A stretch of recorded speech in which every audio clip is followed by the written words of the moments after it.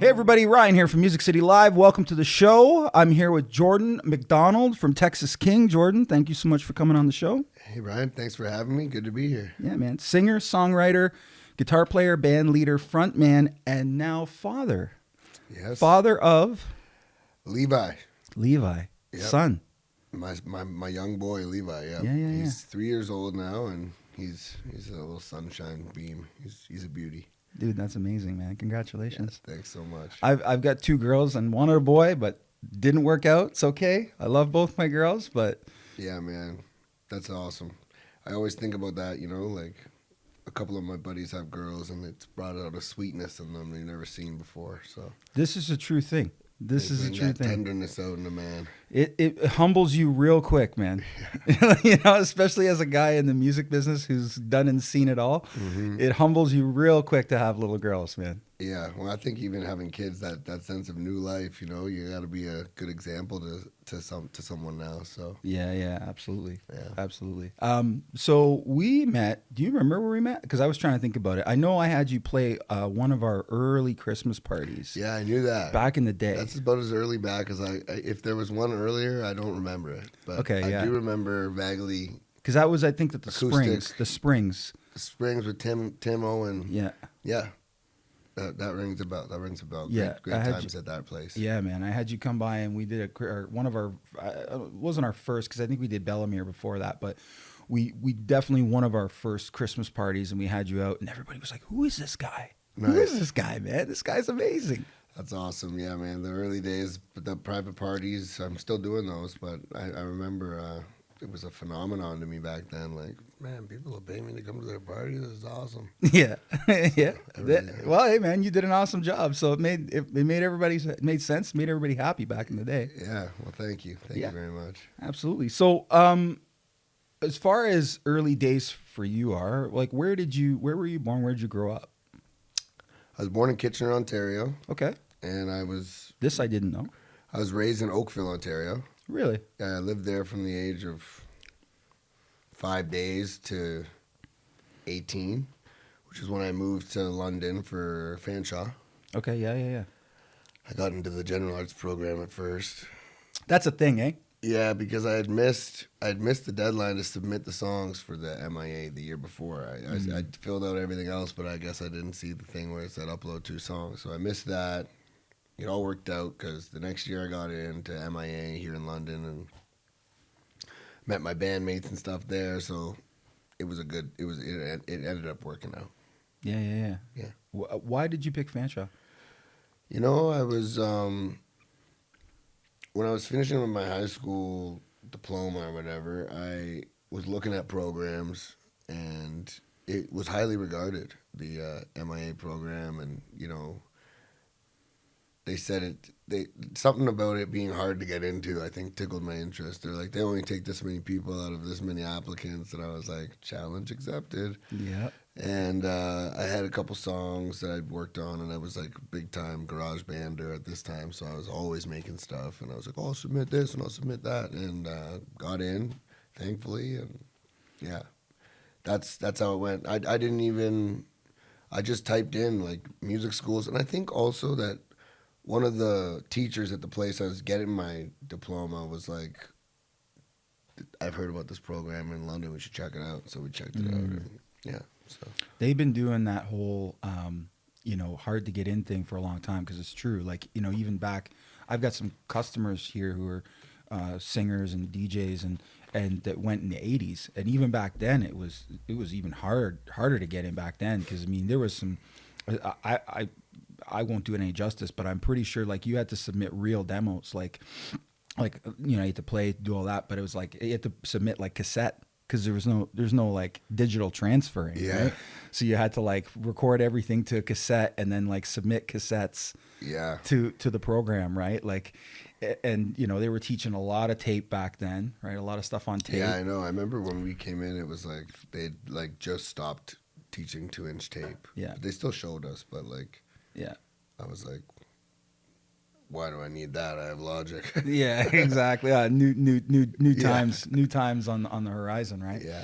But yeah, I think, out of all the schools, like I obviously I've had Dan on the show, you know, really close with Paul and a lot of the other professors and people that are there. But even over time, you know, even some of the people who've come and gone from the program as technologists, Jeff Warder, who works here now, just a real good, strong connection with Fanshawe and with MIA. There's always been a tight connection with us and them. Yeah, and we were talking about that just before we hit record here. But like, I remember my first day of school pulling in. They said, "Here's your shopping list. Go down to the PA shop, and Ryan will get you hooked up with everything you need: your headphones, your hard drive, your whatever else." I think I got a little Akai MIDI keyboard or something. So cool, yeah, man. It's cool. The affiliation, I think, is always there. So yeah, well, we need to get good stuff for school. Well, that's it, man. I mean, we love to support the students, man, and I love to see where everybody goes too, right? Like, I even had Jay Porter on.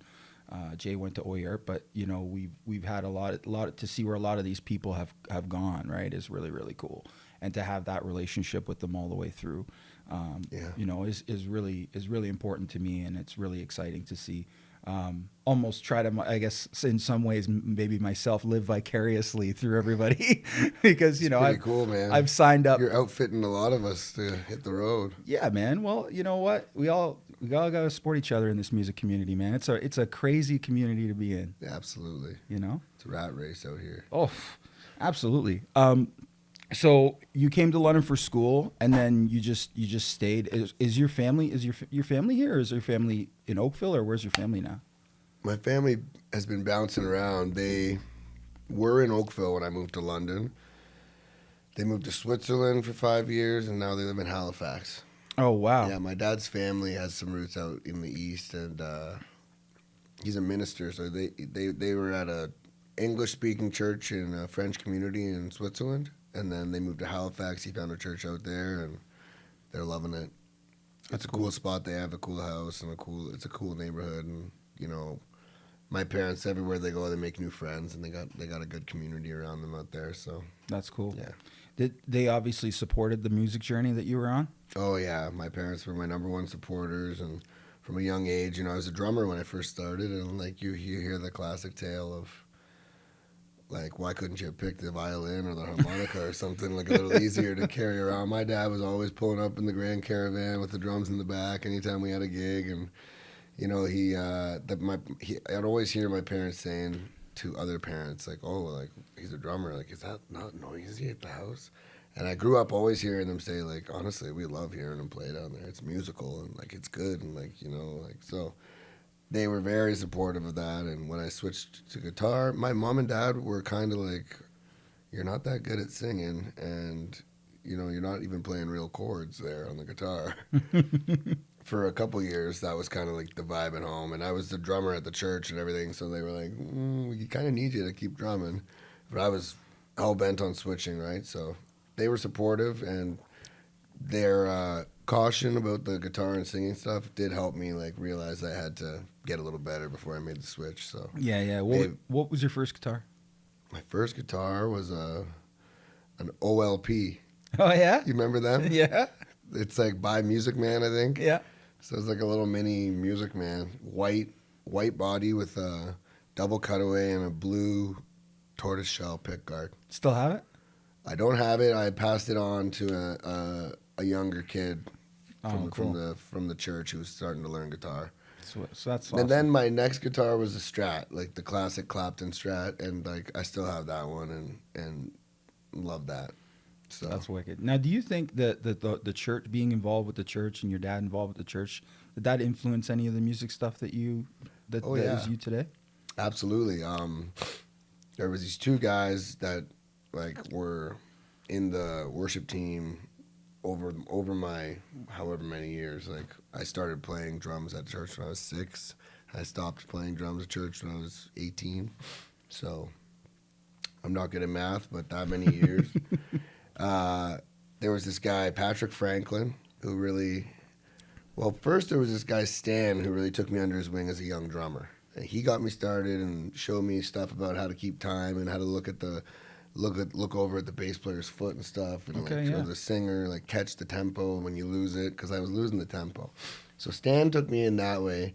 Patrick Franklin shepherded me on the guitar and singing stuff when I got a little older, like 12, 13. he was kind of on the same message as my mom and dad about like, you know, your voice still has to come, like in puberty will hit and all this stuff. And I was like, I want to do it now. So I got to play acoustic and get a feel for just playing along acoustic with him as he was still doing most of the lead singing. Then like eventually I started being able to sing harmony. So he took me in that way. And then there was this next guy, Dave Leung, came in and did it. And I may be having it switched up on when it was, but he showed me a lot of cool voicings. He showed me a lot of things about pedal placement on a pedal board and like, you know, put your tuner first. Like I was just flying by the seat of my pants, putting whatever pedal wherever on the, like I had a wah-wah and an octave pedal or something. Like, you know, like nothing even usable. So he showed me like, I don't know, what you need is a delay. Like a reverb pedal would be good for what you're doing. Like overdrive's all you need. Like maybe a distortion, you know? So stuff like that. And he taught me a lot about song structure and we'd work together because he would work on, by that time I was leading the youth team at the church. And so he would work with me on kind of like a mentor basis. And he was writing his own songs and performing his own songs at church sometimes, and I was like, that's cool. So he would take me through that process and lots of stuff about planning a service and putting which song where and making sure you have this time for that. And then I'd work with my dad, who's the preacher, on when he's going to come up, and there'd be a PowerPoint thing like this. And it was pretty cool. You learn a lot about, like, behind the scenes through that stuff. And that there's stuff that happens. Like, we'd get there at 6 a.m. every Sunday, right? But people come at 10. And it's like... Wow. Yeah. People have no idea that you're doing that. It's a behind-the-scenes mindset. I've always known about that, I feel like. And I think that's good, you know, like in the sense of how big of a grind it is out here in music. Like, tour. You wait for hours before it's your chance to get on stage and check your lines for 25, 30 minutes before you have to wait again for 4 hours or more to get back on the stage and play. It's like, but we wait because people buying tickets and we already drove there, so why not, you know? Yeah. That's awesome. Yeah. Other than like the church and any of that stuff, was there anything else at the time that was like an inspiration to you? You know, growing up, I was like torn between sports and music. Always. So like those three inspirations I just listed were the musical ones. Mm-hmm. And also like everywhere I went, no matter what I was doing, like my mom's car would go over speed bumps. We'd be driving and there'd be those tar lines on the road. Like everything was a beat to me. So in my head, in my world surrounding me, bus doors opening, like it's like that August Rush movie almost, you know, like everything was a beat to me. And so that was also an inspiration musically. But then like this sports thing, I like always wanted to play sports too. So it was like a fight for a while. And then I chose in high school music. So you chose music in high school and then went to Fanshawe. Mm-hmm. When did playing like the cover tunes and doing those kind of like coffee house gigs, when did that all start? Right after Fanshawe. So I'd started at the end of second year playing a couple like shows out. You remember the Brass Door? Yeah, of course. Played my first gig there in London with a guy named Tam. I remember Tam. Remember Tam? Yeah, He was popping when I got here to London, man. I looked up to that guy. We had a great show. He was really kind. Another guy, Jeremy Claver, was putting on shows from the I remember the year name. ahead of us. Yeah, he was putting on a lot of cool shows, and he was very kind to me. Justice Crar, like all these older kids from the MIA program were really like shooing me into the scene. Hannah Burley, I think was her name. She was great about it. So that was really appreciated. And then the McCabe's thing was just luck, I guess. Like I played somewhere, they heard, it might have been through Tim Owen over at the Springs that I got hooked up with Christian at McCabe's, and they were so great to me. I played there for like 8 years. I was their first musician at McCabe's, and we created something really great over there. You know, it went from being an empty night. I was in there, they were doing burgers and wine bottles cheap or something that night, and there weren't that many people there. Why was it Wine Wednesdays? Is that there? Yeah. And by the end of that night, it was pretty full. By the next week, we had a line down the door, like just like the length of Jack's line, and I was like, I've arrived. You know, I was very, very happy about that, and we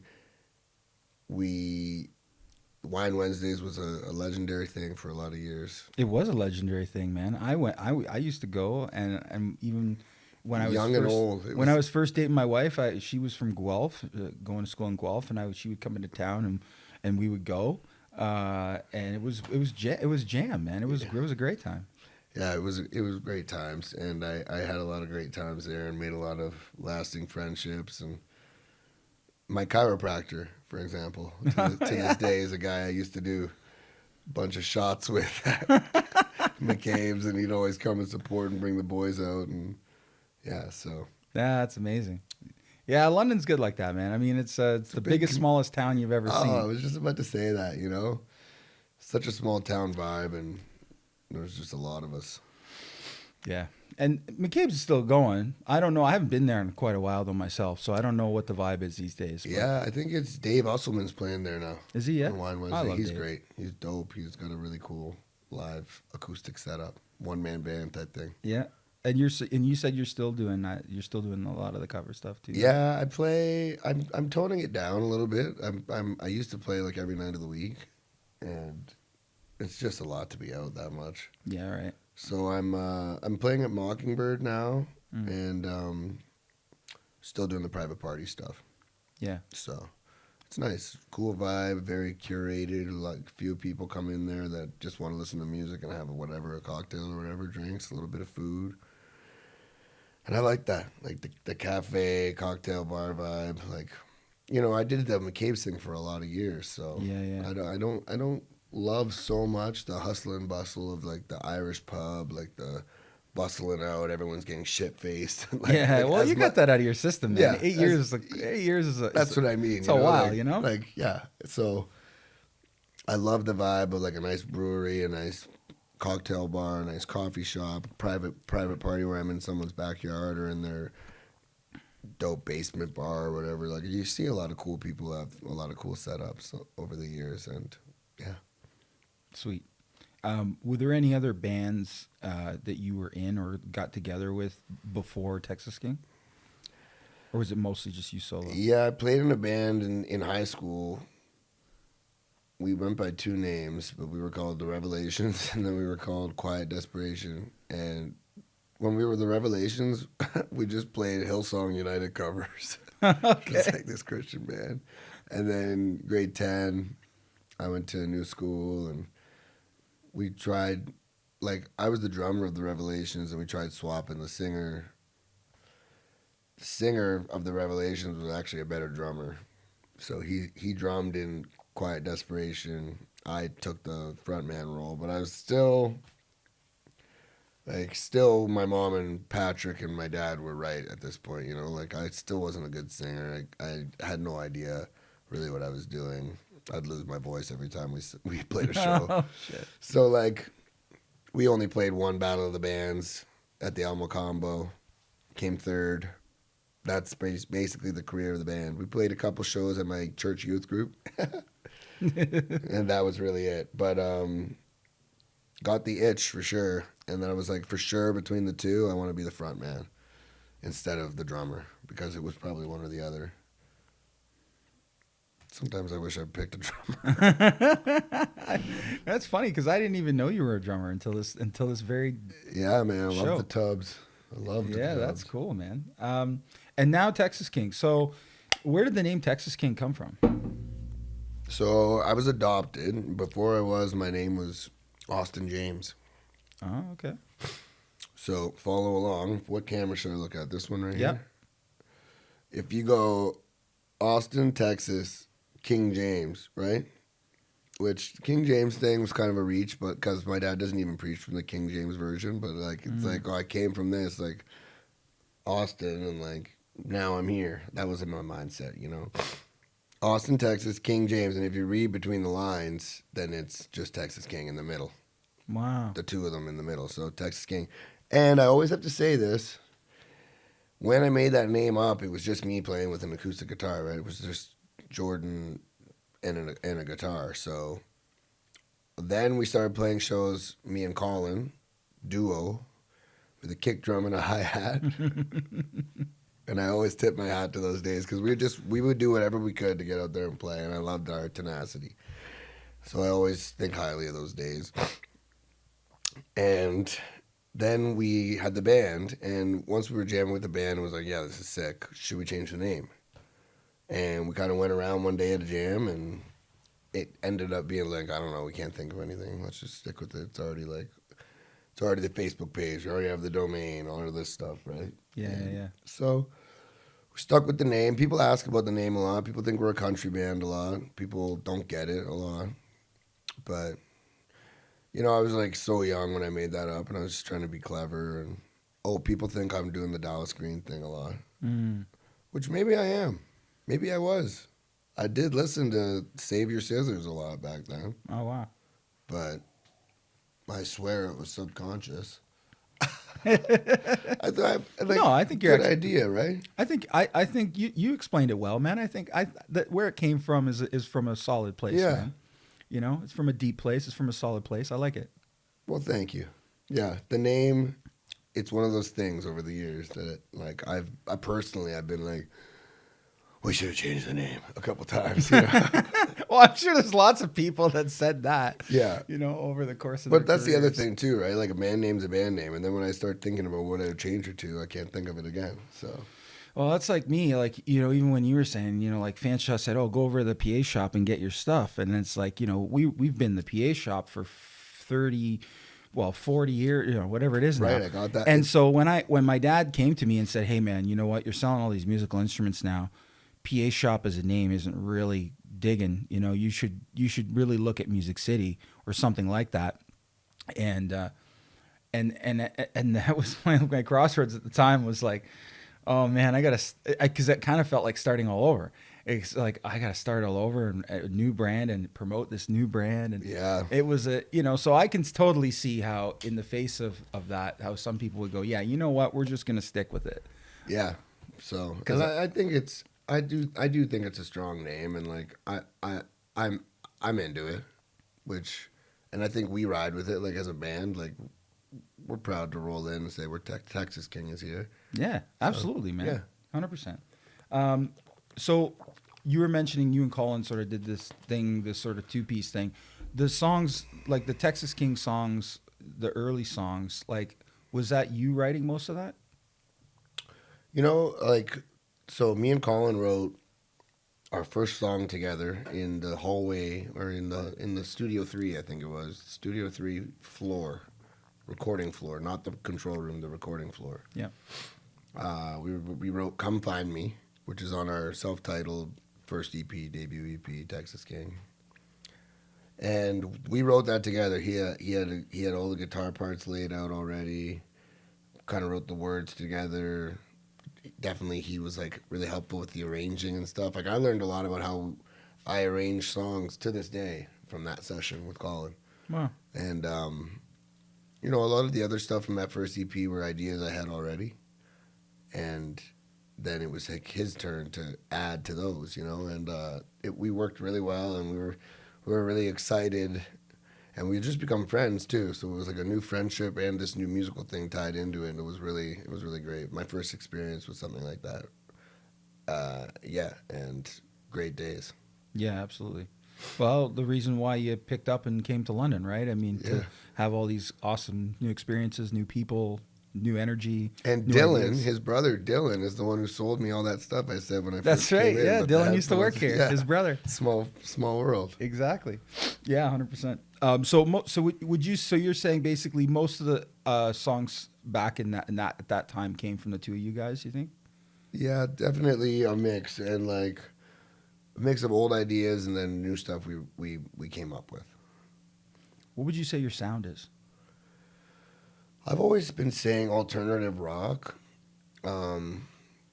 which I say that.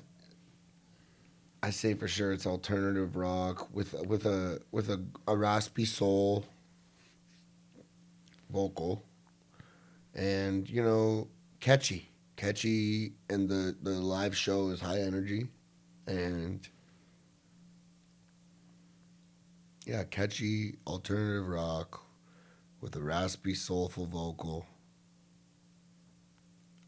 And do you think that the high energy part, because you kind of touched on that there, I mean, that's what kind of hooks it for me when I see you guys play. Is like just the energy on stage is amazing. And so, is that you think that's a big part of it? Yeah, I mean, I guess, we started playing our first shows in a basement. Like, this room's bigger than the basement we were playing in. This little carpet area that we're set up in here, we had drums, two guitars, and a bass, and amps. So, like, I feel like when we played our first maybe 10 shows in a space that big, once we got to a stage even the size of the Roxbury or called the Office or the APK at the time, like, I was like, look at all this room for activities, So I think there was a little bit of excitement. We were young, we were drunk, we were just jumping around, being idiots. So that kind of stuck. But like, you'd come to see us, and then you'd see that, and then I feel like it became part of the show pretty early on. Like, as soon as I put down the acoustic and picked up the electric, it was like, let's rock. And yeah, sometimes I kick myself for that too, because now when I'm getting older, it's like, geez, how am I going to keep doing all these cartwheels and stuff? And I'm running out of breath and stuff. But it's fantastic to. It's like a good workout, first of all, but it's fantastic to see how your body keeps showing up for it. Like, it's like the music's the ultimate healer. Like, I'll hurt my ankle or something in a show, and then the next night I'll tie my shoe a little tighter and go up there, and while I'm playing, I can't even feel it. Mm-hmm. It's like the medicine is the music. I love that. Yeah. That's amazing. Do you think now that it's been a little while, so do you think now that you still want to collab when you do your songwriting? Is that a collaboration is kind of your preferred thing, or do you write solo as well? Well, so since that EP, then I did take over a lot of the writing, like just like lyrics and melody and progression, and then the guys would fill in parts, and that was awesome. And I did that for a lot of years. I had an attitude that was like, I don't want to co-write. I never would. Why would I? Still worked on like maybe a song, an album or two with Colin. Like, he'd come with ideas, a lot of guitar parts. A lot of the songs are Colin's guitar parts. I need to say that. But a lot of it, yeah, I had that mindset. Me. I don't need a co-write. I'm good enough. Blah blah blah. And whatever. The albums came out that have come out. I'm happy with our body of work. But I am actually now. It's funny you asked the question. I'm like talking to the label saying, hey, like, I want to go to LA, I want to go to Nashville, I want to do writing sessions, I want to go like sit in rooms and stay in hotels and come up with voice notes and share them with the guy the next morning, like the stuff you hear about that. I've always been like, no thank you, no thank you. Or like, people will be like, yeah, come down, let's just do a writing camp or whatever. And it's like, I'll go to a writing camp.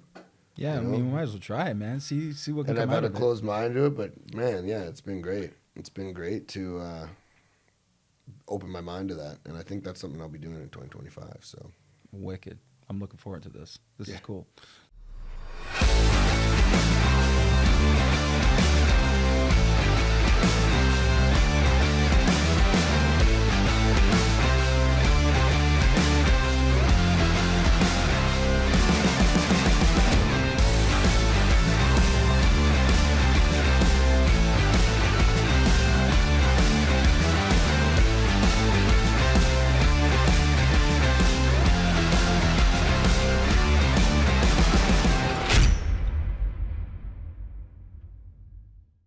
So we talk about. I'm gonna jump ahead a little bit to the Colin thing, because we've been mentioning his name enough. We should probably talk about this. So, you guys were a 4-piece, and then you became a 3-piece, right? Because Colin sort of stepped away. What's right? And Jerry, we have photos of that, right? Yeah. So this was the original 4-piece, right? There we are. And then Scraggly Boys. Yeah, and this is kind of like early for me, like sort of early days. This is like the vibe. And then we got the photo of the 3-piece, this was one of the first photos I saw of you guys as a 3-piece, and I went, whoa, what happened? Because of course, as we just mentioned, Colin is Dylan's brother, and Dylan used to work for me, and so I only ever remember the band with Colin in it. Yeah. So I was like, what? And I hadn't talked to you, and so I was like, what happened? So yeah. So what's that? What's the deal there? I would just say, one thing I would say about Colin is that he was doing this whole thing years and years before we were. Like he was in another band that was a big band going around touring for like another 10 years before. Mm. So I didn't know that actually. yeah, he was like a road dog. He taught us a lot about, like he was our trailer driver. Like none of us could drive with a trailer. Colin could back it up. He could drive to the convenience store in reverse with a trailer and back, like, so I just think that there's so much a human can take of road touring, and he had already done all those years and done a lot more years with us. Mm. I mean, I'm not speaking for him or anything, but I do know his ears were starting to have some trouble with the loud volumes that we were at, and like we hadn't gone to ears yet. That was something that I think some of those things started making him think. And then also he got a sweet job with a buddy Max, and they worked together on that stuff. And like when he brought it up, we all understood, and we're all still friends. It was an amicable transition. Mm. And it's one of those things in this world, right? If you don't want to be on tour anymore, and then it's not fun for you to Yeah. be on tour. So Yeah. we understood, and like Colin's still a tone monster, crazy player, dope musician. He's still out there gigging and still making music, and you know, we love him. We love Colin. We love you, Colin. And it's like definitely it was a big hole when he left, and he is the one actually who recommended that we try, pun intended, that we try Josh Try, who is now playing for us quite a bit when we get to have him. And I think that's really great. Like that happened with our drum situation too. Our last drummer Robbie actually was like, you should go forward with Melvin. And I think there's something beautiful about that torch passing, and kind of like, if I can't do the job, I think this guy would be the next person that I would want to do it. Like I really feel like that was handing off the job in like respectable and respectful, and like just what a big guy. Like being like, and also on my way out, I think that this guy would be really good. And turns out he was right. Like You don't always see that it go down that way, right? yeah, you hear horror stories, and there's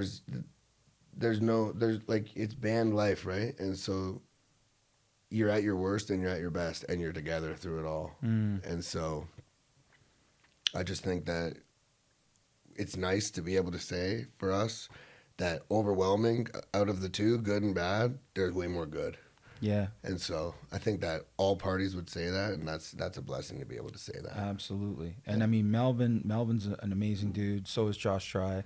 Yep. I know them both. I've worked a lot with Josh. I did a couple of projects with Josh, and then he did a stint up at Western, and I worked with him up there. And Right. just a killer dude all around, and killer player, killer human being overall. Yeah. It's all worked out, and Josh has been a gift to the band in terms of some things we never had looked at, like ears, and like he plays with many artists, and so he was able to shed some light on some of those things. And he's played with us as a amp band with Wedges, and done tours in clubs across the country. Same thing with like bigger stage shows with Big Rec, and then like now our new rig, which is pretty cool, like ears and no amps and stuff like that. He's been really helpful with all that stuff. So I mean, it's like there's a silver lining on every cloud, Yeah. type of thing, and there's more than one good fit. Yeah. Something I've learned. Yeah, absolutely.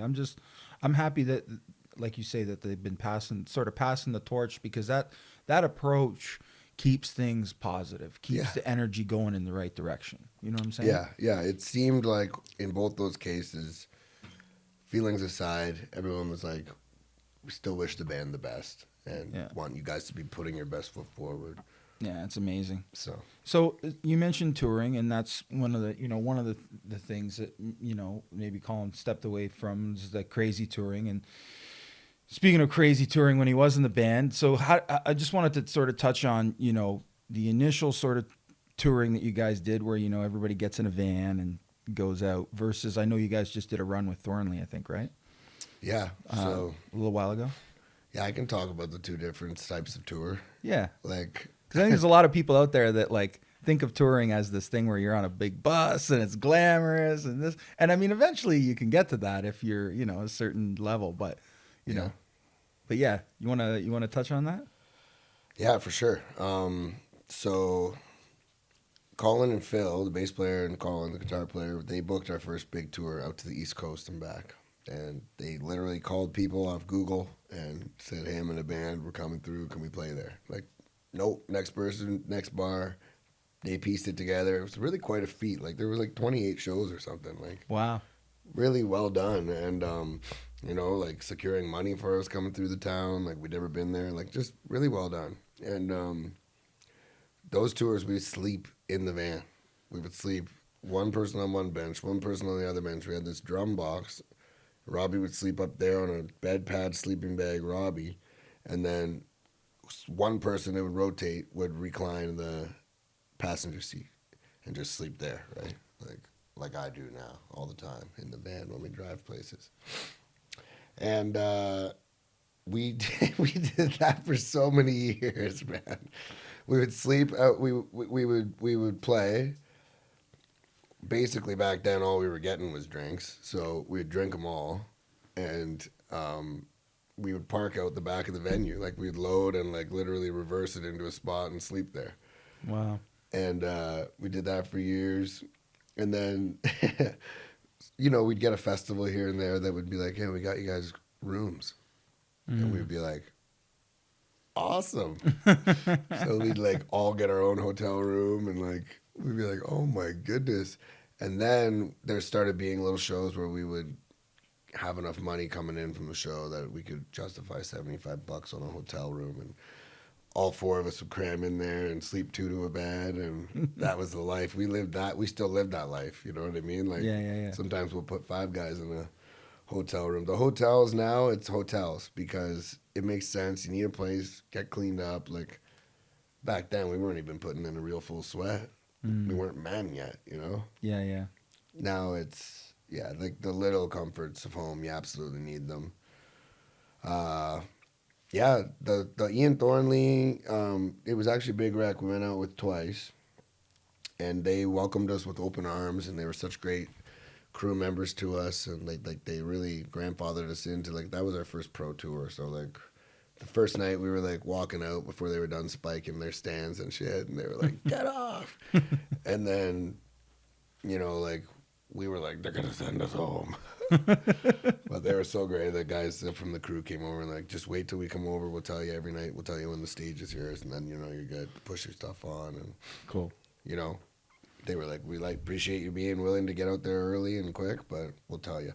So that was really great. And me personally, I built a relationship with Ian where he would he pulled me under his wing, and he would take me through some of the vocal warm-up exercises he was doing, and because the guy's a beast. Like the longevity, you'd see him hitting this like crazy high note every night, and I'd be like, "How do you do that?" I'm struggling down here on like a B. How the hell are you up there? And he was really gracious and kind because really, like at this level, right? Like he has no reason to even talk to me. Like he's got his own bus, room, hotel, all this stuff, and he was really kind and gracious, and I learned a lot from that guy. I learned a lot. True pro, and like I said, an absolute beast. And they have the bus, so you got to see a little bit of that. Some nights they'd have us on for drinks and stuff, and we'd go hang, and that's the life. Can't wait if we ever get an opportunity to tour on a bus.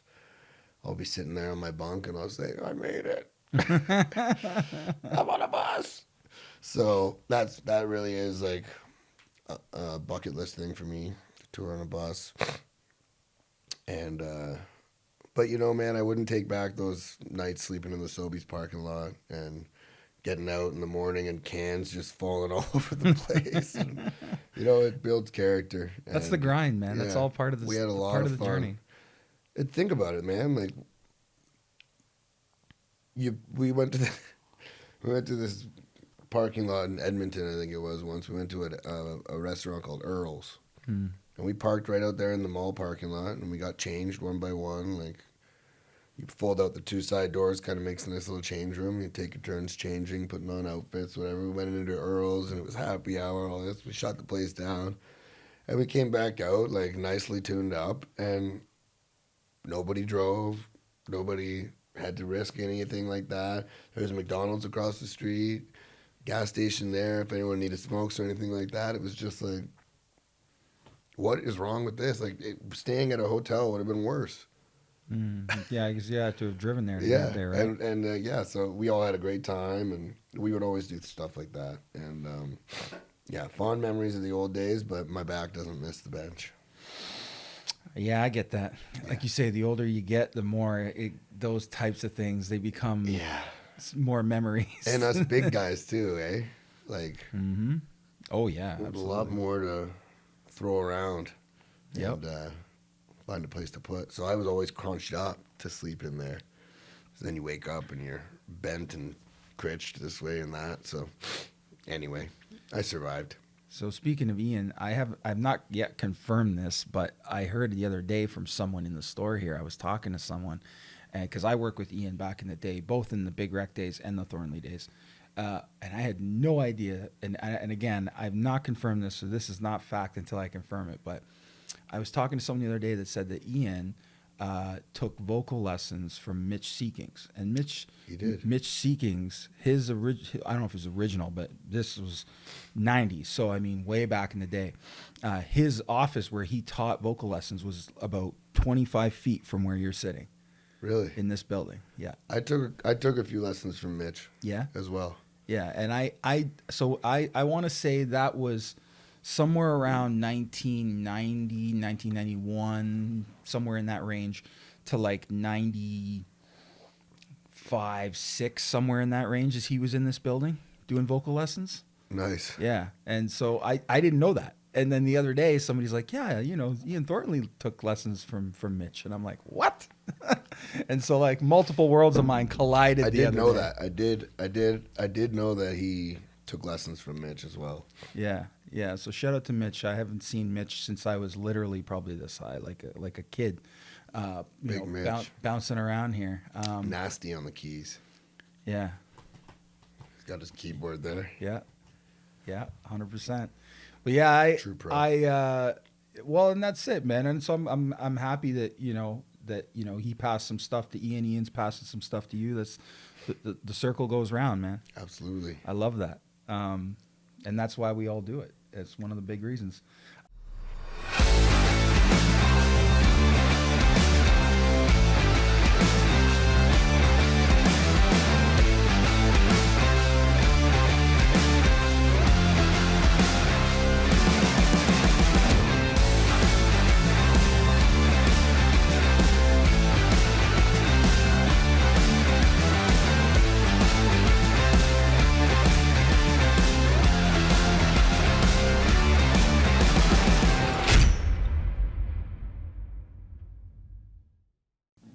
We talked about technology. You touched on it earlier. Oh yeah.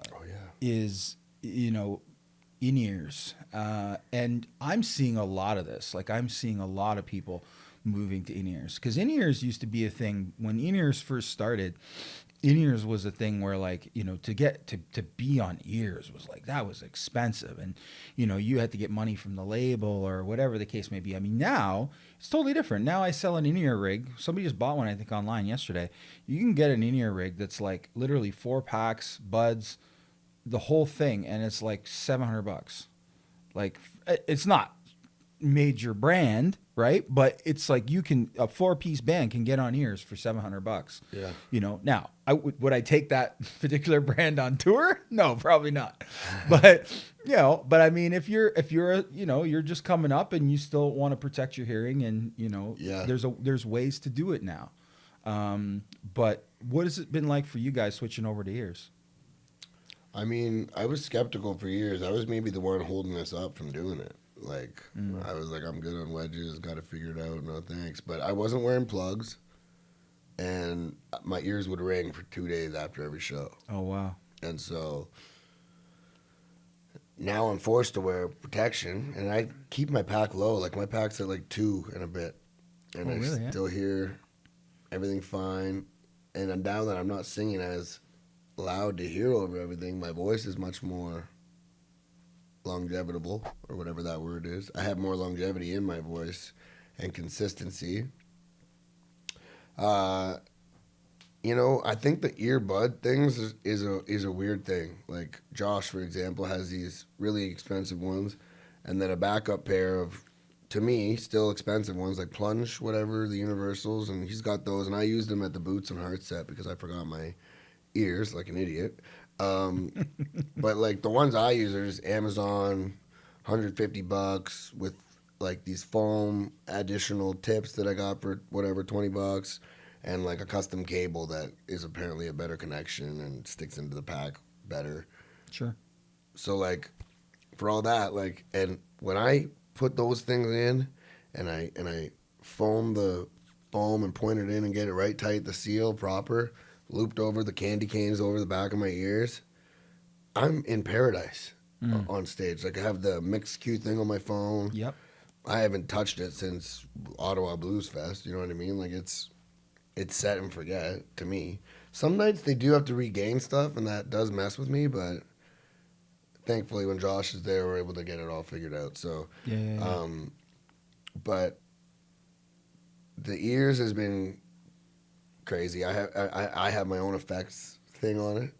Oh, cool. So like, I'm always an effect guy, right? Yeah. I got reverb. I got some drive on it. Like it's just for me. So Sure. what if it sounds like a megaphone? Yeah. It's hype. It's whatever. I was just about to say whatever gets you I in the. feel in like the I'm hype, giving right? a speech, man. So Helps that's you with the cartwheels. yeah, and like it's cool. It's really cool. The amp thing, I'm on a Kemper now, a Kemper profile player. I didn't know this. This is cool. Yeah, like a little pedal that fits right on my board, so I can just grab it and jump on a flight now. Wow. So that's really cool because the thing is, you can have like 50 amps on this thing. If nobody knows about Kemper, check it out. But Dan is the one that showed me Kemper. I was sitting in his class with my laptop out, probably watching a YouTube video or something, not paying attention. And he was like, "Today I'm going to show you guys the Kemper." And I closed my laptop because I know Phil had been talking about the Kemper, and I was like, "I heard about these little robot guitar machines. I'm kind of down." And right before our eyes, he profiled a twin reverb or something, and then played through it, and then played it through a Yamaha speaker, an EV or something, and it sounded the exact same. And I was like, "Holy shit!" Like, and yeah, so I'm on it now, and I'm a pretty big believer of it. Like I have just scratched the surface too. Let me add, like I'm not. Phil has a couple of profiles he did of his amps. I use those, like the bass one. I use that for demoing, and a couple of his like little cool amps and stuff I have. But I have quite a few of Dan's profiles. Thanks, Dan. Through Phil, and then I just got all the Tone Junkie, like all the Tone Junkie amps, and they're quickly proving to be the best. Yeah, amazing. I know, I've heard. I'm swapping out all the Fender amps with the Tone Junkie Fender amps right now, and I can't wait to get into the bass stuff. Yeah. Yeah, it's just really cool. And then like, I love knowing there's still so much to figure out. Like Josh has all his tempos now. We're on Click as well. We just switched to Click. Oh wow. Which is really cool. Melvin just runs it off a phone through a DI box into one of the extra channels, and That's cool. we all have it in our ears now, so we're right on for all the in between parts. Dun, dun, Yeah, really cool. That's cool. Because we were always kind of like there guessing it, or like watching my feet, or like moving my head, and it's like, oh, it's just so nice to have that. Really cool. And I lost my train of thought. You're talking about the Click. The Click, yeah. So now Josh has it tap tempo. He types in the Click tempo to his delays, and he doesn't have to tap the tap thing anymore. So that's the next step I'm taking, obviously. Yeah. I have 50 banks on this Kemper thing, and you know that's enough for me to have like 3 separate sets, Yeah. which is cool. Yeah, we carry a piece here called the Quad Cortex, I know about it. and they just came out with a pedal version as well. The small one. Yeah, You have that too? we have. So they have there's two of them, right? So they're both pedal versions, but one is like the size of like a small laptop, a little bit smaller maybe. But the other one is just it just came out is tiny. It's literally the size of a regular pedal. Like a Boss pedal. Yeah. And so like it's getting crazy, man. Like I know. It's exciting times for everybody because like it's getting crazy, and it's not And like those this. things sound great too. Well, I was just gonna literally took the words out of my mouth. That's the thing. It's not like this technology is like early days and it's kind of sucks and da da da. No, man, this stuff is awesome. And the thing too, like you hear a lot of people ragging on the Kemper software. Like, Yep. I don't find any issues with it going on my phone, going on my computer, you plug a cable in, it's good to go. But like, I'll do that before sound check starts. Sure. Get my tweaks done. I'll do it in my room when I'm at home. I haven't heard much. I mean, you know, I'm Quad sure Cortex, I'm sure they've like developed a really easy. software, man. There's always going to be Tricks. some, you know, you get enough people out there using it. There's always going to be some bugs. There's always going to be someone that doesn't have the latest update.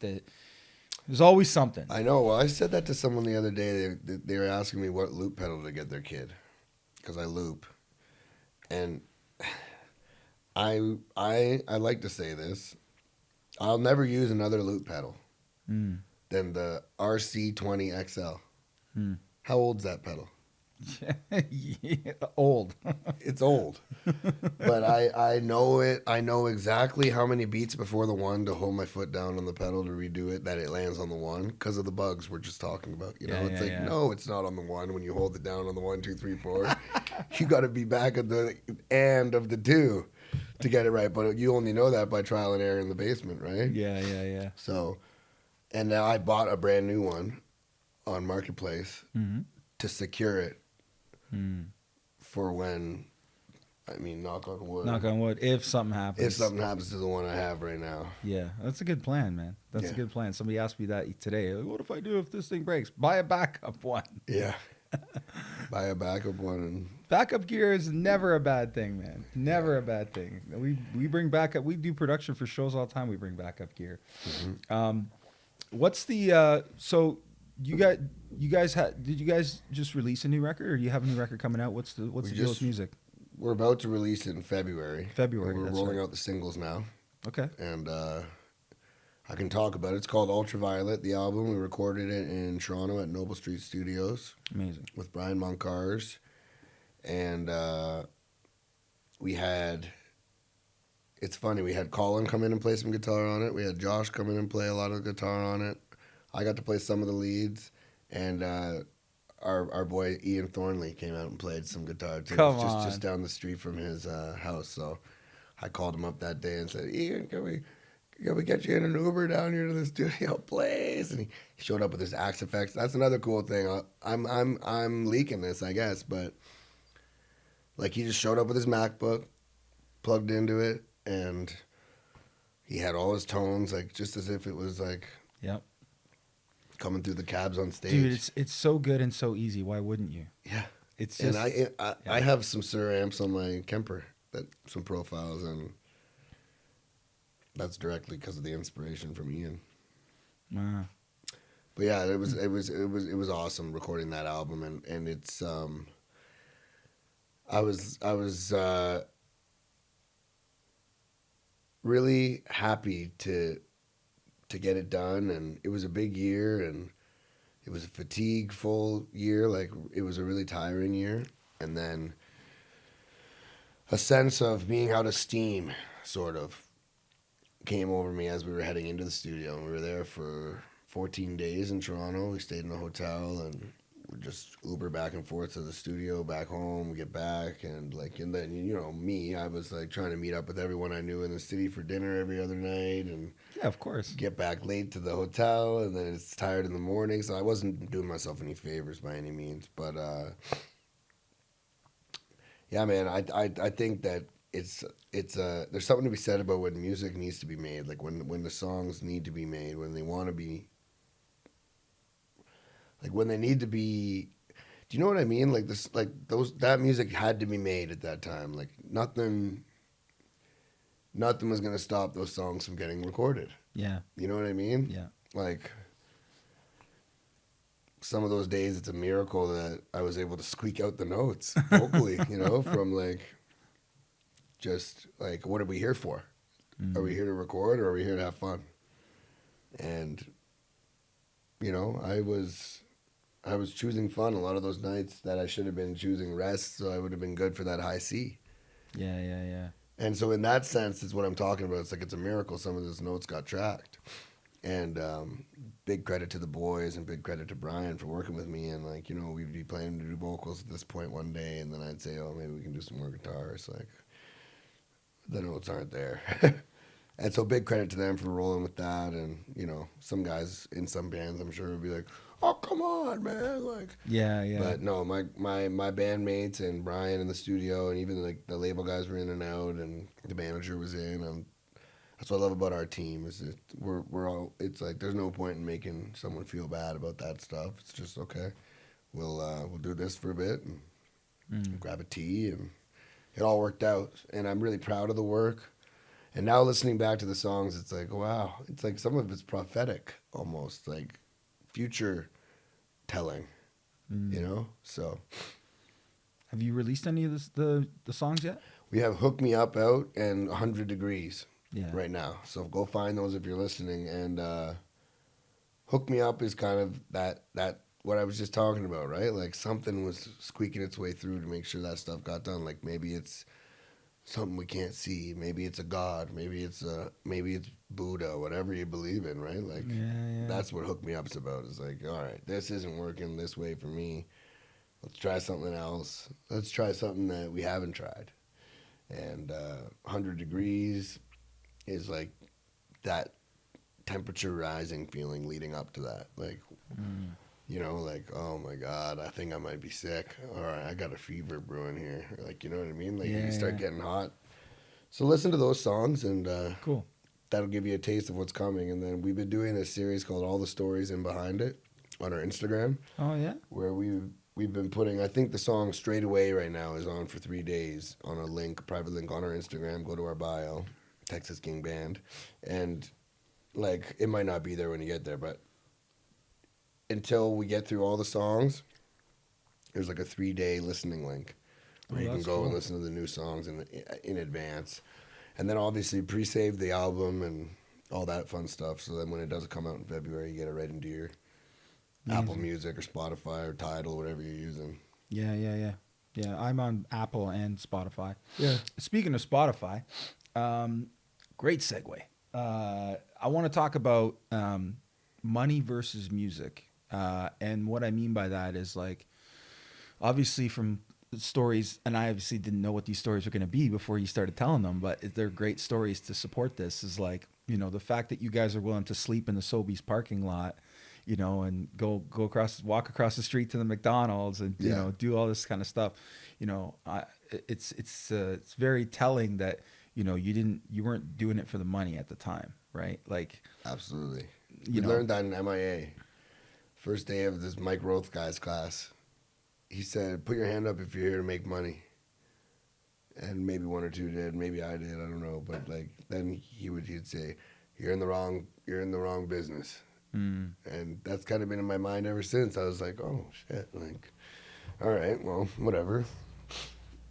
Yeah. It's not like I was used to having a bunch of money, so I was cool with that. But you know, one thing I'll say about our Phil is now like basically our tour manager as well as our bass player and band leader and everything like that. He has always done a really good job of making sure that when we go on tours, we come back either up or at least broken even. And so through whatever coordination and whatever, like, we always just kind of blindly trusted it because, yeah, we'd rather sleep in a parking lot for a week than what that would cost. Like, that would have taken away all profit if we did that. And whatever, it's like a camping trip, you're chilling with your boys. And now, even now, right? Like, it's got to make sense if we get 2 rooms. It's got to make sense if we get more than 2 rooms, you know? Like, Yep. so, and he's really good about the money, and he's in constant contact with the accountant and all this stuff. It's all on a bigger scale now. It's not just an Excel sheet on Phil's laptop anymore, right? We've got a proper accountant. The business is incorporated and all this stuff now. So it's not just us doing it, but those early days, I wouldn't have made the call to sleep in the parking lot. I would have been like, fuck it, we just got $800. Let's go stay in a hotel. But it's like, we got to do this night after night after night, and we get back, the 800's gone, right? So Yeah. like, it's important to have that voice of reason. I just, like I said, blindly trusted it because I know Phil. I know Phil has a good head on his shoulders, and I know I'm bad with money. So Well, I mean, it takes all kinds of people to make a band, dude. Yeah. It's it takes all kinds of people to make a village. You know what I mean? Yeah. So it's no, but I think the reason why I bring it up is because I think there's a misconception in the public that the music business, all these people are making all kinds of money in the music business, and it's like, well, there's lots of people making music money in the entertainment business, right? Like these huge tours that I would call, this is entertainment, right? Like these massive, Coldplay tours and all this stuff. This is beyond the music. Like music is a part of of what's going on. But man, I mean, and not to take anything away from them, but like there's a huge machine behind all of that that is very expensive and more now than ever. And so, I think there's some misconceptions about that. And so Spotify being one of those things, I think, Jared, we got a graphic, right? I saw this literally. I don't remember when this was, but you guys, you think you posted it or something. Somebody posted it, and I clipped it because I thought that at some point I'd have you on the show. But anyway, it's like Texas King, and what does it say, Jared? Sorry. No, it's okay. 185,000 listeners, and is it 60,000 hours? There you go.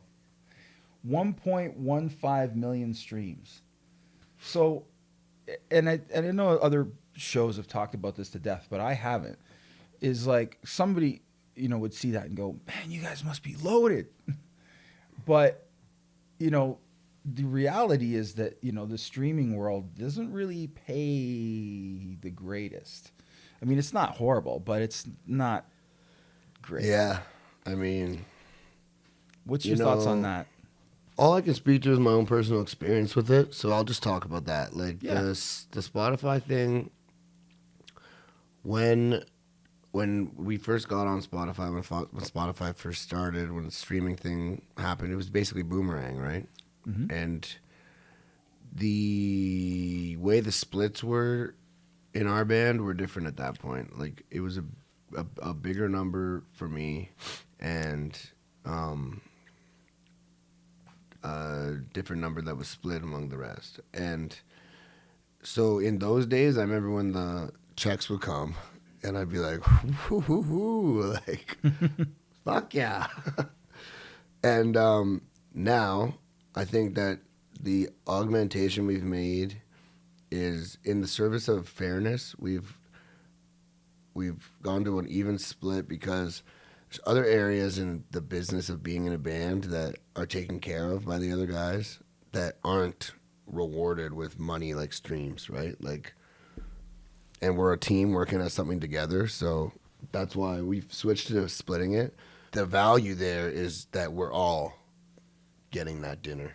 Sure. And like that morale and that like worker among workers, like fighting towards the same goal, soldiers and it's eating at the same table, and like, you know what I mean? Yep. I've always been a band member. I'm in the band, and we're all equal in everything else. So that was a good switch to make, and the streams now are way more than they were. Like I was looking at that when that came out, and I was like, that's pretty cool. Like 1.1 million people. Like that's something, like I was just about to say, like there's thousands of musicians that'll never go on tour in a bus.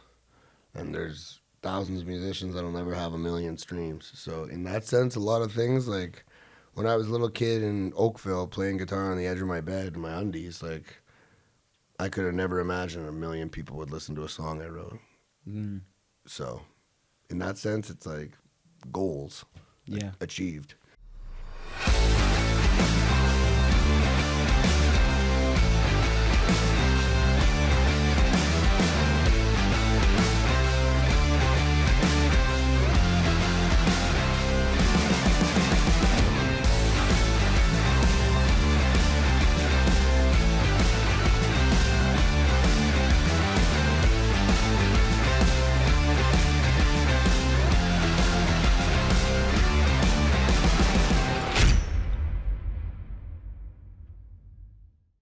What are some of your goals? What are some of the goals for the band and you? Do you think? It'd be sweet, you know, like what we've done in Canada here and with Big Rec. We went on a cross continent tour with them, across Canada and the States. That was awesome, and like that developed an itch that I would love to scratch again. The long hauledness of it was 3 months straight. We road dogged it in the van. We chased the bus. Sometimes we beat them. Sometimes we didn't. We slid into a ditch. We still made it for a show. Like those coming of age moments. Like I'd love to do that again with another band. You know, Yeah. any band. Love to play another big support tour. I'd love to play a show at Red Rocks. Yeah. I've seen that. That's on my list. Yeah.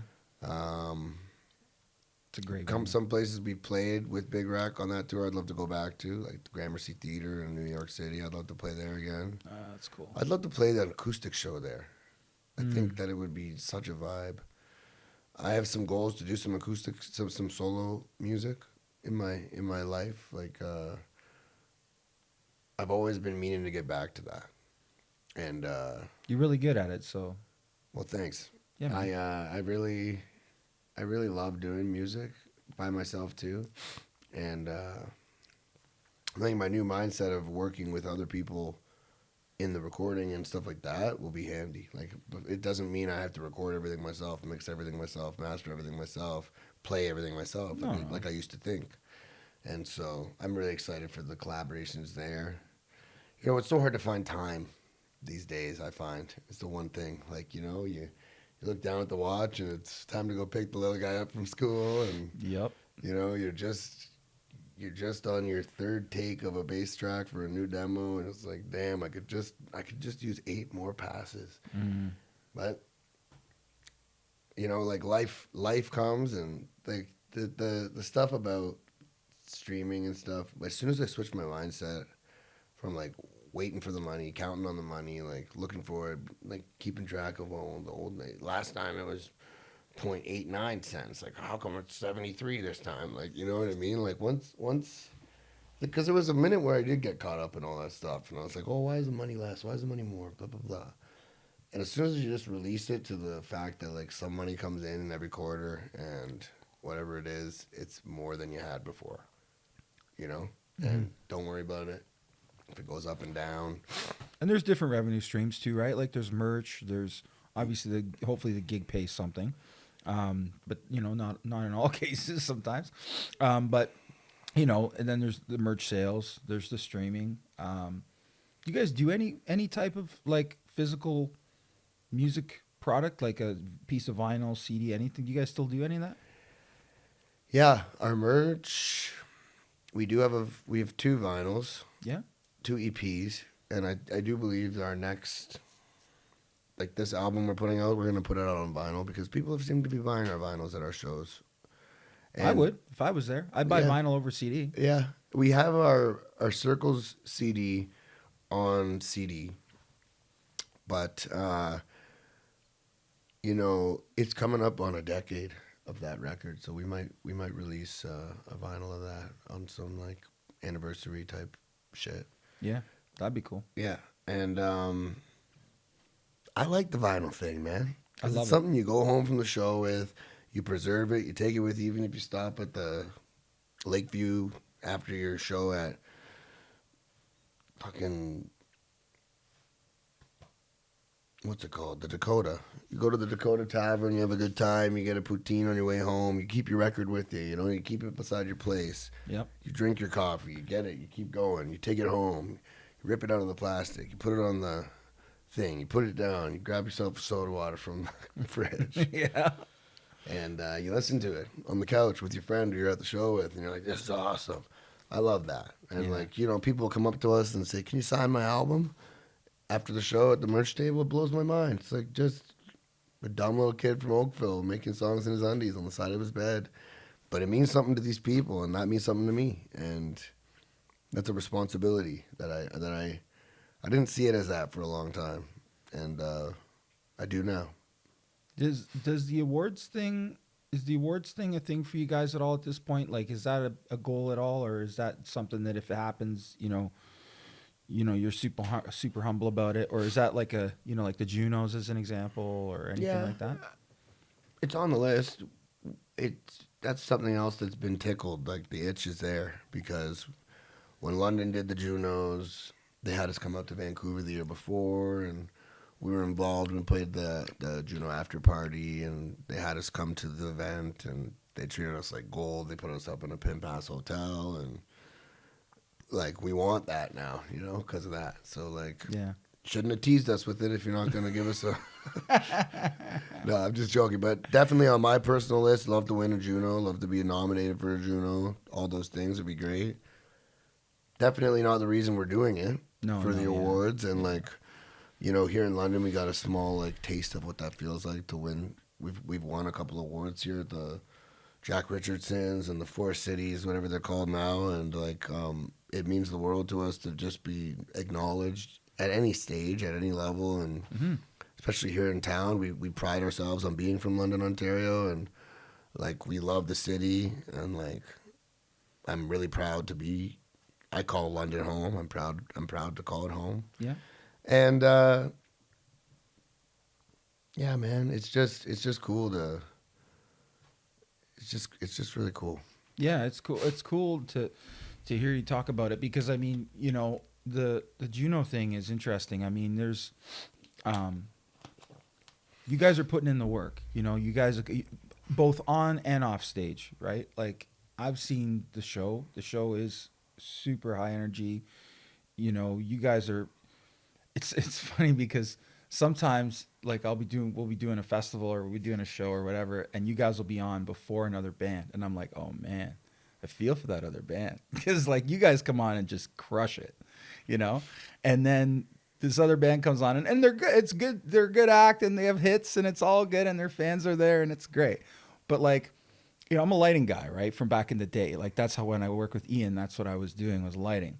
Mm-hmm. And so from my perspective as a lighting guy, I played my lighting console like an instrument.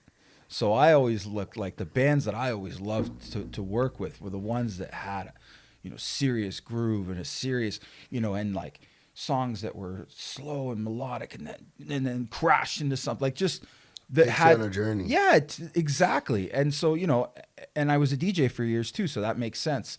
But like, I mean, that to me, I needed to be able to feel something, I needed like really feel something. I really, there was shows where I literally busted faders off my lighting console. Yeah. I was running faders so hard. I was pushing buttons so hard. I was breaking the console. Cracking plastic. Yeah. Like literally ripping metal faders just putting off an the imprint board. in your finger, moving the thing around. And to me, you guys are one of those bands. Like you guys are one of those bands that, if you guys ever get the chance to, play those bigger, my dad's got a tour bus. So if we ever do the tour in the tour bus, I'll come out and do the lights for the show. That's what I'm saying. But it's like, to me, you guys are putting in the work both physically on stage and off stage. I think that, it's just a matter of time. I think the music is great. You guys are absolutely repping London constantly. You're constantly doing everything from the, the music office talks at like the Wolf to, to the to the Juno after parties and all that stuff. So shout out to Corey. Yeah. Big shout out to Corey. He's been a huge supporter of the band and me personally as a musician and artist in London over the years. And, it's overlooked, I think, how hard that guy works to fly the flag for London music. And so just give him his roses. There you go, Corey. Love you. There you go. Absolutely. What? Yeah. I mean, one of the things I wanted to bring up was that you're looking pretty good these days. What's going on with you these days in terms of that? Like Yeah, thanks, man. I've quit for years. For years I was drinking a lot and doing some like sketchy drugs and stuff like that. And I've quit drinking and doing those drugs. And it was kind of like one of these things. Like people who love me, my parents and loved ones around me, have been kind of hinting at it sometimes. Saying, "Oh yeah, what do you think about doing a dry January or whatever?" And like. Yeah, I do think it's one of those things you're not ready until you're ready. But when did you start? so that's funny. Actually, today is my 7 months without any of that garbage. Wow. So I'm 7 months garbage free, and it's been really good, man. I tried this when I was years and years younger, like right before I came to London. Actually, I'd given a go at this. And I think I was just too young. Like, I think there was just too much more to. I think when I got here and I started getting into it all and I seeing what it could be and looking up to people, and maybe I took some of the wrong influences as a young guy coming up. That can happen. Yeah. Like you see someone going and they're in a denim jacket, so the next thing you know, I'd buy a denim jacket. And they're wearing Vans shoes, I'll buy Vans shoes. They're holding a Pabst Blue Ribbon. Oh, that beer's actually shit, but they're holding it. Give me 24. So I was always able to or willing to chameleon it and just copy and do what I see and Experience it. experience it. And I did that. And, like the same thing I was saying about Colin over the years, it wears on you. And that's definitely true with the substance stuff. Like I said about consistency. Well, since I stopped drinking and cheese grating my throat, I am more consistent vocally. And, mood, like it's nice to not have to fight a internal battle every day because I was drinking daily. And there was guilt about that, and there was all these other things going along with it. And it's kind of hard to just live a regular life when you are waking up every day being like, oh, I shouldn't have done that last night. I'm probably going to do it again tonight. Like, like... Was it affecting things? Like, was it affecting the band and relationships and all that kind of stuff? I mean, somehow the band... Like, thinking back, it's just because they didn't call it, really. Like, talking about Phil, Melvin, the manager, Colin would have had his own reasons as well.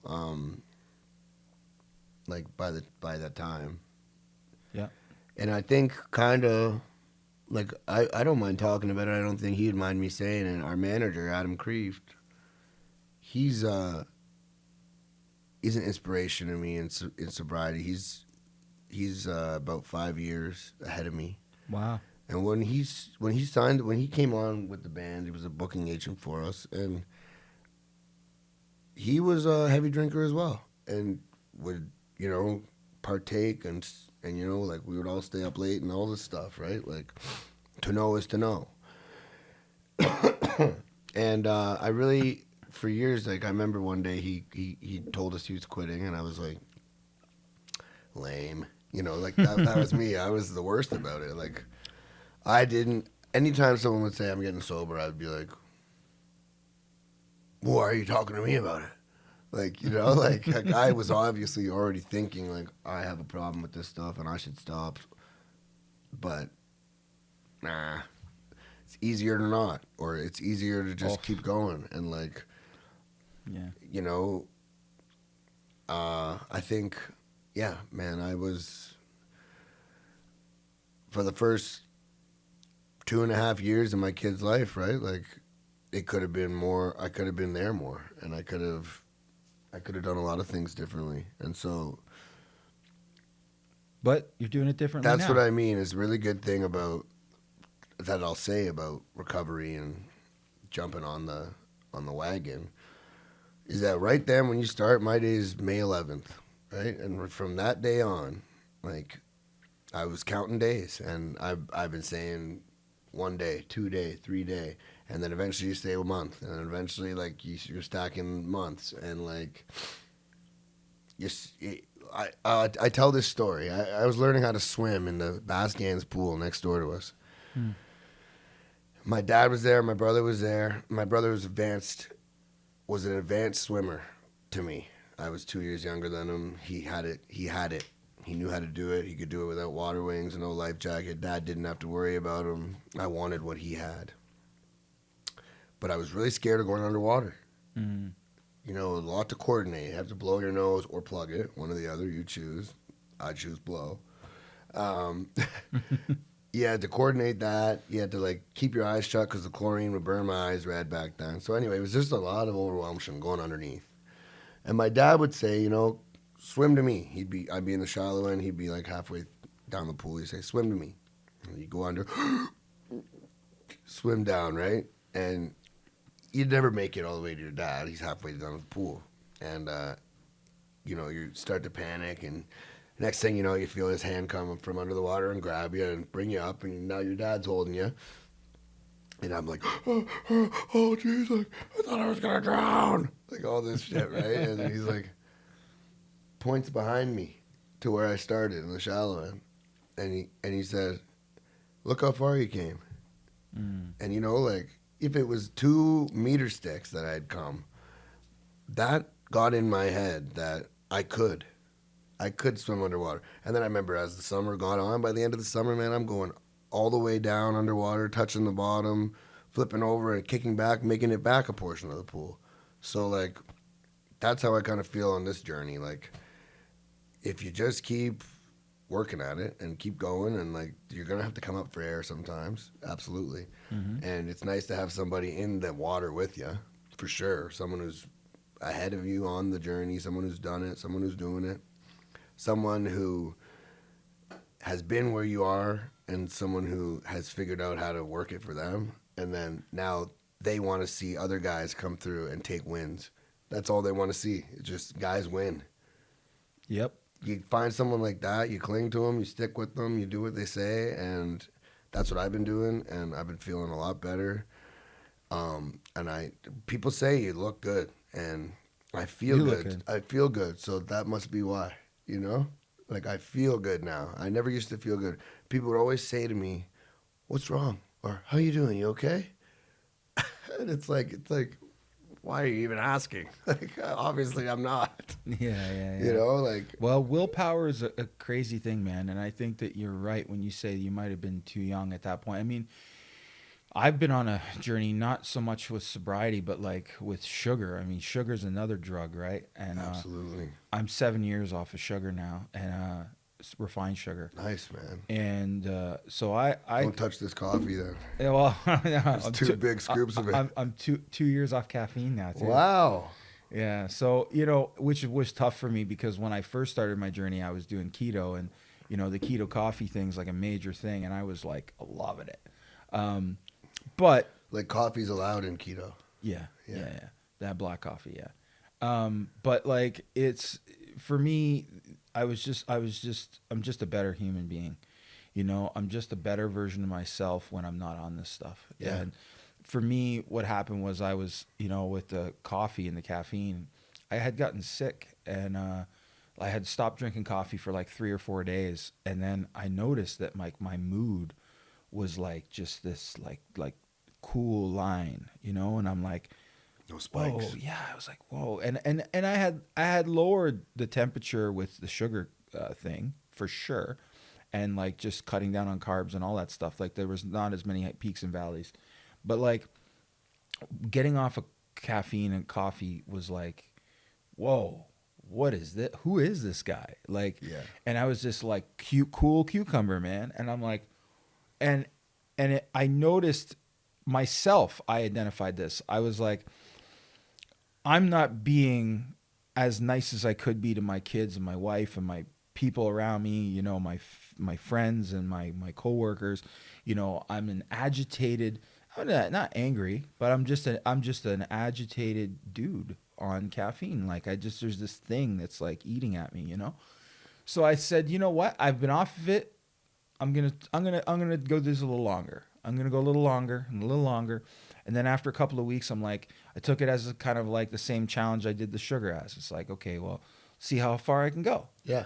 And the next thing I know, it's 2 months and then 3 months, and I'm like, well, I ain't going back now. Yeah. So and now it's been over 2 years. It was 2 years, October 13th. Good for you, man. So yeah, and it's funny that we remember those dates, right? Yeah. But I think it's interesting. All of these sort of things you have to, like you said earlier, right?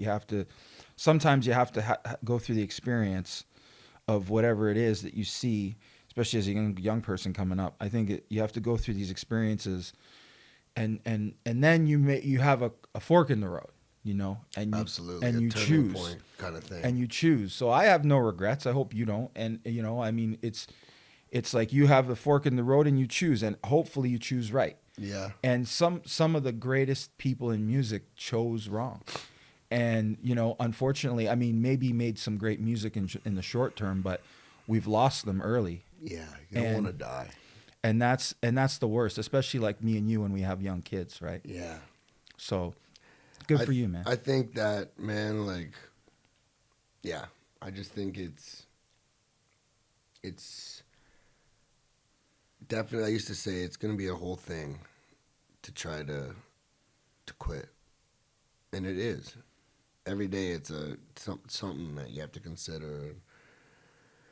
Yeah, stuff happens every day where I'm like, oh man, I would go to a bar and grab a drink right now, like the way I'm feeling. Like, like it used to take nothing. I used to get cut off in traffic and I'd be like, well, where's the closest pub, And it's so much easier to just write off the rest of the day and go into a bar and drink than it is to like just be like, okay, that guy cut me off. Thank God I didn't get hit.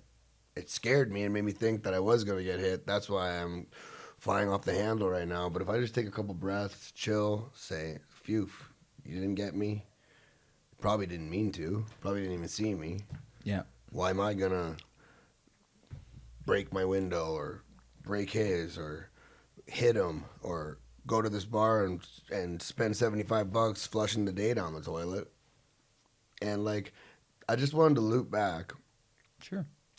I do have a few regrets, but I, in the same breath, will say that everything I've done and everything I've seen has led me to the point I'm at now, and the trajectory of where I'm at now is so good compared to where it was, say 7 months ago, for example, that absolutely do I think it's all worth it. Everything I've been through and everything I've seen and done.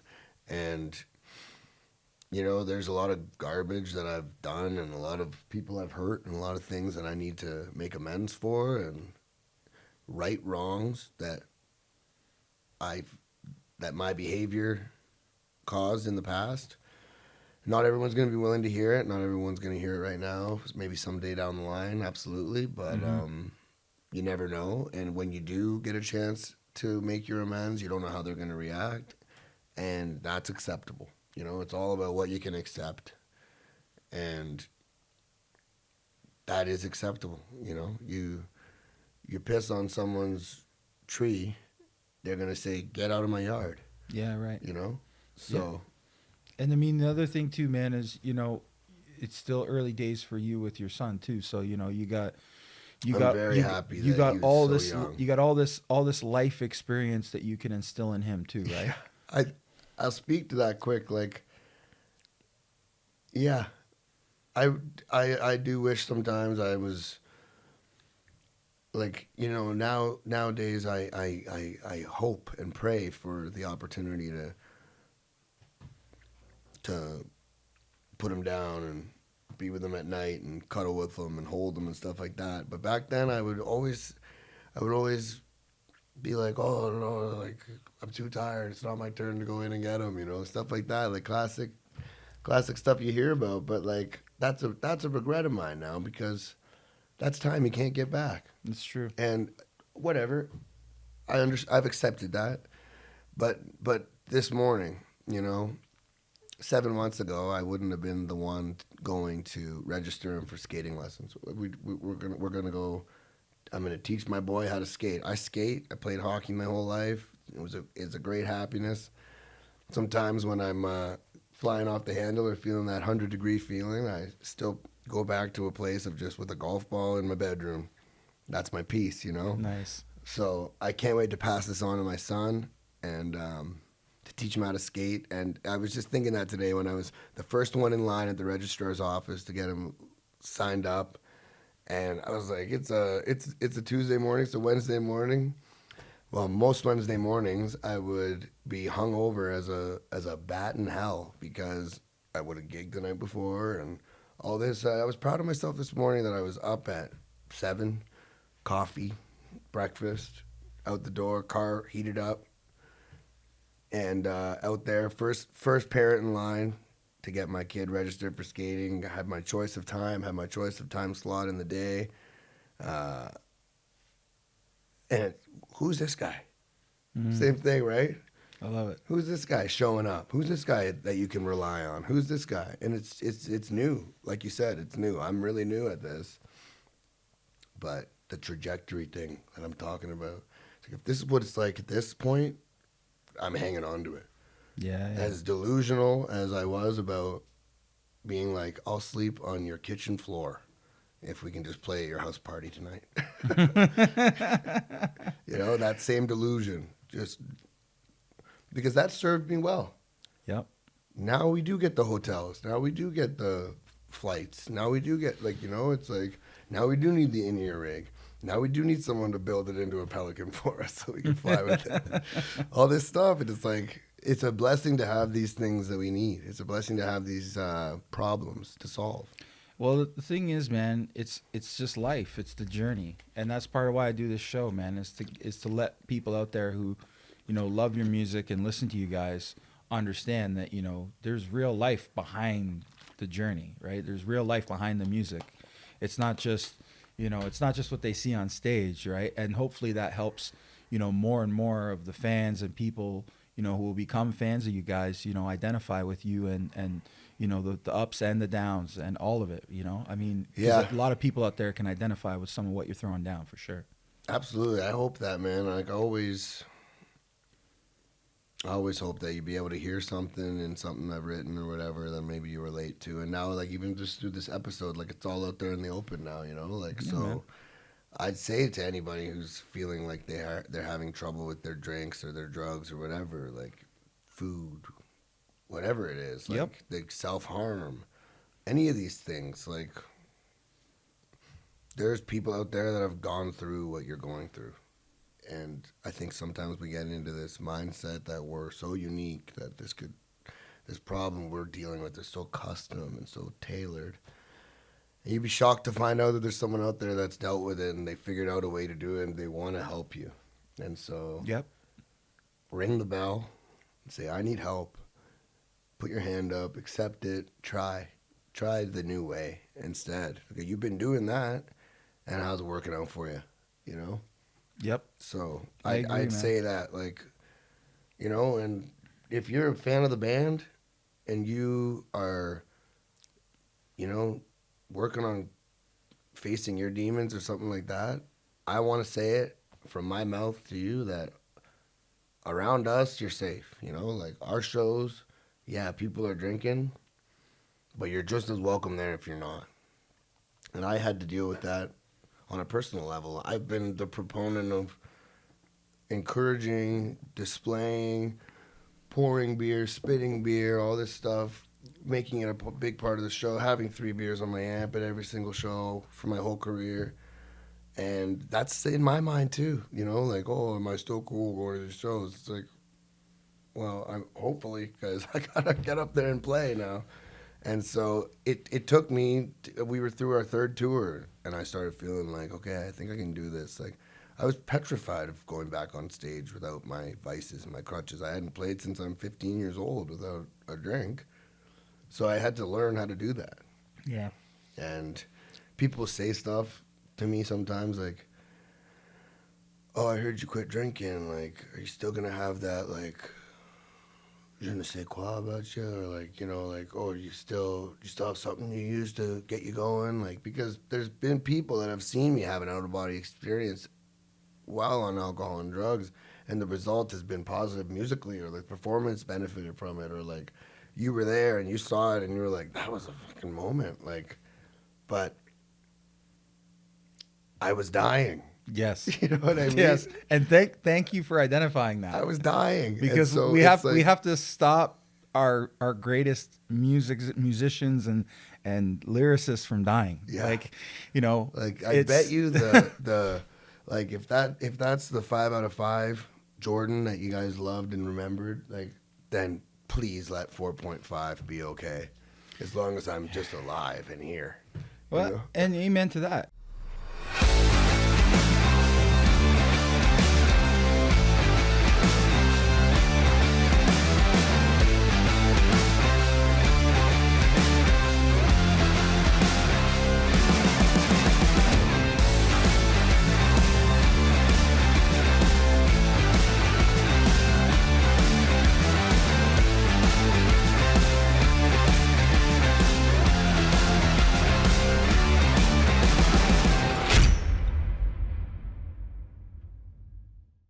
You know, I mean, I look at there's some people out there that I went to see recently, and they're still going, and there's some that aren't. Right? And there's some people I've gone to see that aren't going anymore. Tom Petty's one of them. You know, was not around anymore. Rest in peace. And you know, but you know, somehow the guys from Kiss, you know, I went to see them. Not sure how they're still going, but they're going, because I'm sure they've had a lot of crazy nights. And Billy Idol's another one I saw just come to bud not that long ago, right? I'm sure. Springsteen's still out there. Yeah. So I mean, you know, some people like you know, the Stones is a good example. You know, Mick Jagger has a gym that he brings on tour with him. Yeah. That he works out every single day before the show. You know, things like that. You know, but I think at the end of the day, man, I think what you're doing is big. It's huge. I think the willpower is incredible, needed, and you know, kudos to you, man, for everything you're doing for yourself, for your family, and for the world. And thank you for putting it out there, man. Appreciate it. Yeah, man. Thanks. And I do have to say too, like, for me, and like, this isn't for everybody, but for me, I definitely do believe in God, and I definitely do think like it's not me doing it. You know, like, I'm being helped and sustained through all this, and like I'll scream that from the rooftops. So I want to make mention of that. Not take it like that. Definitely willpower, but I do believe that the desire has been removed, and that's an answer to prayer. So I wanted to mention that. On a lighter note, you like cooking. Love it. Talk to me about this. Talk about it. I just got a new tattoo. Steak there. Oh, yeah? Ribeye steak. Wow. Bone in. Cowboy cut. You want to talk about food? Yeah, man. So I love food. I love cooking. I got pretty obsessed with it just before COVID, kind of like, is when I saw the first video I did on like over the fire cooking, and I was like, oh my gosh, like, I've known about this, but most of the time you just see people throwing shit in tin foil packs and throwing it on the fire and then pulling it out and hoping it's not burnt, right? Like, but I got into the cast iron cookery of it all, and like the elevation and like up and down of it, and like take the heat away from the heat, take the food away from the heat if you want it to be cold, bring it closer if you want it to be hot. I was like, this is primitive, this is caveman, I love it. So I dove into that, and then, you know, it takes a while to like burn a fire down for 4 hours and scoop the coal, and it's pretty hands-on. So, it's dedication. Like, I've started trying to take notes from a lot of YouTubers and stuff on inside cooking and like getting into the pans, and I'm trying out the stainless steel stuff now, loving that, and you know, because I was like, I'll never use another pan than a cast iron, but like, you know, sometimes You get back from a weekend and your wrist is glued in the position of a CF. It's like, yeah, I will take the stainless steel and Yeah. take the lightness, and you Easier to can still handle. get a great sear. I love cooking. I think that there's something the same about music and cooking in the creative aspect. Mm. And for me, cooking hasn't been turned into work at this point. So there's like that untainted love.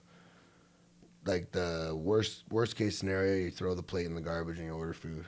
You know, like if you really mess it up. But most of the stuff I make turns out great, and I love eating it, and I love feeding other folks, and uh,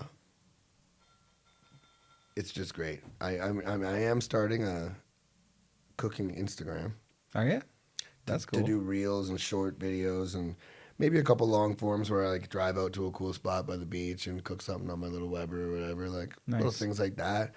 Another side, I'll do like maybe little reviews of spots around town, or like if I'm on tour, I'll go try this spot. You got to try this spot or whatever. I like this. This is cool. And yeah, I think all that stuff's cool. The non-alcoholic drink business seems to be booming right now. Mm-hmm. I feel like I'm always finding new stuff to try. I still do drink that stuff, like the non-alcoholic beers, and if I'm having a steak, there's a place Annie's Chocolates. Shout out. Oh yeah. She's running it out of her chocolate shop. There's like a whole corner that's boozeless booze, and like Mm. so I'll go there when I'm having a nice steak dinner and buy a bottle of the non-alcoholic red wine, have a glass of that, and it's like you get what it's like.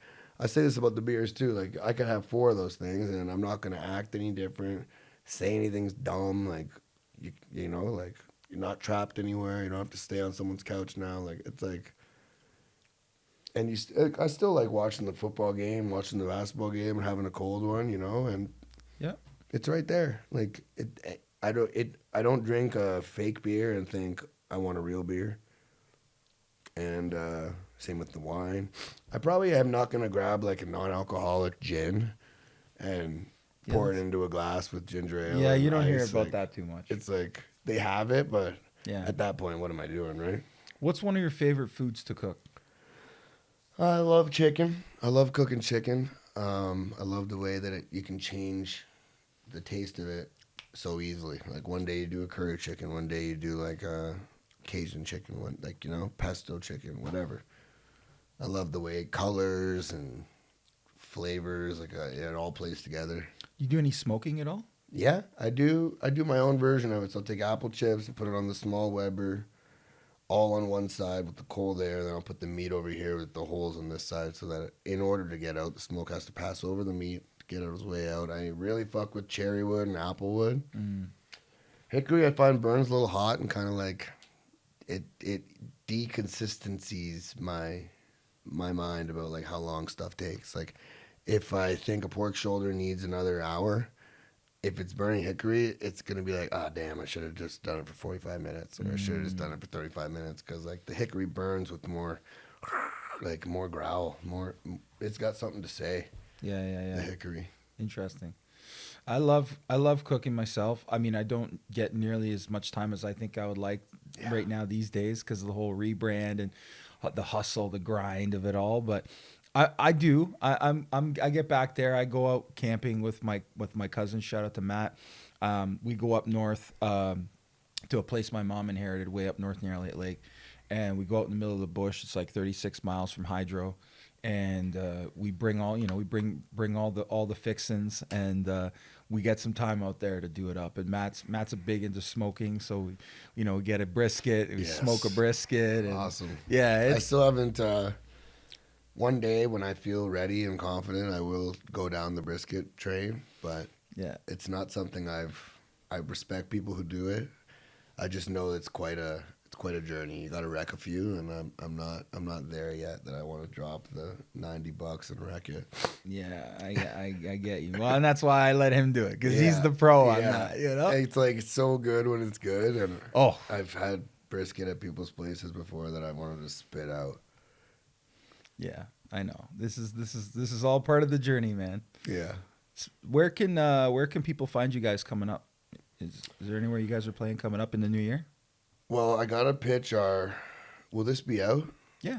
the December 28th holiday get down? Oh no, it won't be out. Okay. So if you were there, thanks for coming. But yeah, we're doing a few shows in Tilsonburg, back-to-back nights at the mill down there. Yeah. If you know Pat. Mm-hmm. So he's having us down there for back-to-back. We've always done one-offs there, and we thought, why not move in for the weekend and eat the prime rib more than once. So we're going to do that. A couple other plays I'm not sure if I'm allowed to talk about yet, so I won't. And then the album's going to come out, and then we're going to hit the road probably in April and May. Okay. Canada or U.S.? Any U.S. states? All right. Enough said. Yeah. I don't Watch know. the website. Where can they find you online? Yeah, texasking.ca. And then if you look us up on Instagram, it's Texas King Band. And TikTok, same, Texas King Band. Those three places have it all right now. The website. And have you decided what your Instagram's going to be for your food thing yet? Yeah, it is. Why don't you guys go ahead and follow Cooking with Ya Boy. Hey, I love it. Cooking with Your Boy. That's amazing. Yeah. So, Dude, thank you so much for coming on the show, man. thanks for having me. Thanks everyone for watching, and yeah. Amazing. Everybody, Ryan here from Music City Live. Thank you so much for watching the show. We'll see you again soon. Thank you for watching Music City Live. If you like this episode, like the video. And for more clips and episodes, subscribe to the channel. Feel free to join the conversation by commenting below and visit us at musiccityliveshow.com.